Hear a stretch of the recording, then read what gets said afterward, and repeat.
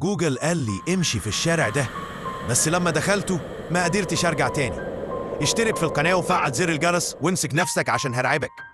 كنت رايح اقابل حد في مكان اول مرة اروح، فتحت جوجل مابس كالعادة وبدأت امشي على الاتجاهات، بس الطريق خدني لمكان غريب شوية. شارع ضيق قديم، البيوت شبه خربانة والدنيا ساكتة بشكل مريب. قلت يمكن اختصار، كل ما امشي مفيش بني آدم ولا حتى قطة، والشارع بيطول وبيغمق. ببص في الموبايل، الخريطة بتعلق، الإشارة اختفت، الشاشة بتتهز والمكان كله ما بقاش واضح في الخريطة أصلا. حسيت بحاجة عدت من ورايا بسرعة، بصيت مفيش حاجة، بس الهوا سكعني. بدأت أجري وأنا مش شايف أنا فين. حسيت إني بدور في نفس المكان. فتحت الموبايل تاني، لقيت الرسالة مكتوبة ستريت نوت فاوند. يعني إيه؟ ده أنا جواه.